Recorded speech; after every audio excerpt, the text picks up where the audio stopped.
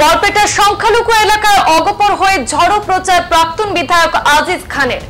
দলীয় সুপ্রিমোকে সঙ্গে নিয়ে বরপেটার সংখ্যালঘুদের ভরসা দিলেন আজিজ খান। নিজেদের উন্নয়নের স্বার্থে মিত্রজোটের পক্ষে থাকতে বরপেটাবাসীকে আহ্বান প্রাক্তন বিধায়কের। ৩ নম্বর বরপেটা লোকসভা কেন্দ্রের অসম গণপরিষদ দল তথা মিত্রজোটের মনোনীত প্রার্থী ফণীভূষণ চৌধুরীর নির্বাচনী প্রচারে আজ পাকাবেদবাড়ি মুসলিম অধ্যুষিত এলাকায় নির্বাচনী প্রচারে দেখা যায় দক্ষিণ করিমগঞ্জের প্রাক্তন বিধায়ক আজিজ আহমদ খানকে। তিনি জনসভায় দাবি করেন রাজ্য তথা সারা দেশের মানুষ উন্নয়নমুখী এনডিএ জোটের পক্ষেই রয়েছেন। উন্নয়নের স্বার্থে সংখ্যালঘুদের রাজ্যের মিত্রজোটের পক্ষ থেকে অগপ প্রার্থী ফণীভূষণ চৌধুরীকে বিপুল ভোটে জয়যুক্ত করার আহ্বান জানান। আজ অসম গণপরিষদের কেন্দ্রীয় কমিটির সভাপতি তথা কৃষিমন্ত্রী অতুল বরার সঙ্গে উপস্থিত হয়ে বিশাল নির্বাচনী জনসভায় সংখ্যালঘুদের আকর্ষিত করেন কেন্দ্রীয় অগপর সম্পাদক প্রাক্তন বিধায়ক আজিজ আহমদ খান। শুনে নেব প্রাক্তন বিধায়ক আজিজ আহমদ খানের বক্তব্যের আংশিক।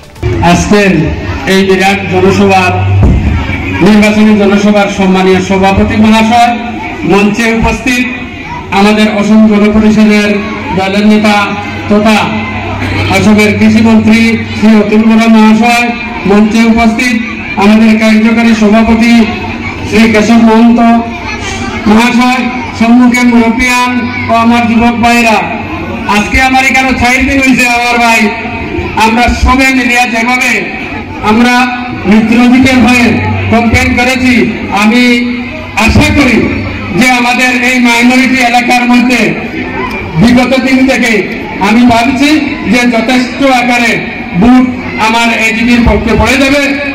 আমি অনুরোধ করব সবাইকে হাত জোড় করে আমাদের মিত্রজোটের প্রার্থী শ্রী ফণীভূষণ চৌধুরীকে অসম গণপরিষদের হাতির চিহ্নিতে ভোট দিয়া আগামী 7 মে ভোট দিয়া জয়যুক্ত করার আহ্বান করেছি।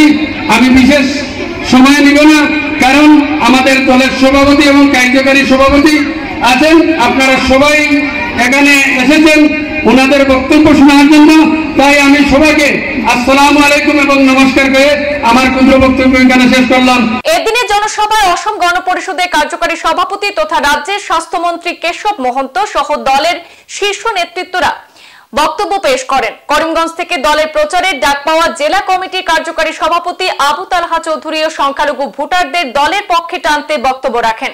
সভা শেষে অসম গণপরিষদ দলের সুপ্রিমো গণমাধ্যমে বলেন, কংগ্রেস স্বাধীনতার পর থেকে দীর্ঘ সময় কেন্দ্রের ক্ষমতায় ছিল, তারা কি করেছে? ধর্মীয় সংখ্যালঘুদের জন্য কংগ্রেস কিছুই করেনি। তাই মুসলিম সংখ্যালঘুরা বুঝতে পেরেছেন উন্নয়ন চাইলে বিজেপি এজিপি মিত্রজোটের পক্ষে থাকতে হবে।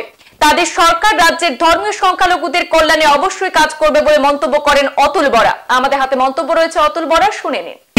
কংগ্রেসে তো অভিযোগের কি নকরে, কংগ্রেসের অবস্থা নিজেই নাই, দৈনন্দিন মানুষ ভাগিয়ে আছে, কংগ্রেস এবার কাটে। যোৱাকালি এইখন ঠাইত গৌৰৱভাৱে উপস্থিত হৈছিল আৰু তেখেতে কৈছে যে যিটো ডিটেনশ্যন কেম্প বা যি তেওঁলোকেতো অন্য কোনো কথা ক'বলৈ নাই। তেওঁলোকে কি কৰিলে? কংগ্ৰেছ দীঘলীয়া সময় ক্ষমতাত আছিল, স্বাধীনতাৰ পিছৰ দীঘলীয়া সময় কংগ্ৰেছ দল ক্ষমতাত আছিল, 2001 পৰা 2016লৈকে ক্ষমতাত আছিল। তেওঁলোকে কি কৰিলে ধৰ্মীয় সংখ্যালঘুৰ ফালৰ পৰা? নে মাটি বাৰী দিলে, না পঢ়া শুনাৰ কাৰণে ভাল বিদ্যালয় মহাবিদ্যালয় পাতিলে, নে এই প্ৰব্লেমটো যিটো প্ৰব্লেমৰ কথা তেখেতে উত্থাপন কৰিছে কংগ্ৰেছে গাবদি ৰখা সমস্যা, কংগ্ৰেছে কিয় নকৰিলে? কংগ্ৰেছক মানুহে ভালকে বুজি পাইছে। কংগ্ৰেছে কৈছে যে ধৰ্মীয় সংখ্যালঘুক শান্তি দিব বুলি কৈছে। ধৰ্মীয় সংখ্যালঘুক যদি শান্তি দিয়ে আমাৰ চৰকাৰে দিব। সংবাদ এই পর্যন্তই, ফিরছি পরবর্তী অন্যান্য আপডেট নিয়ে। ধন্যবাদ।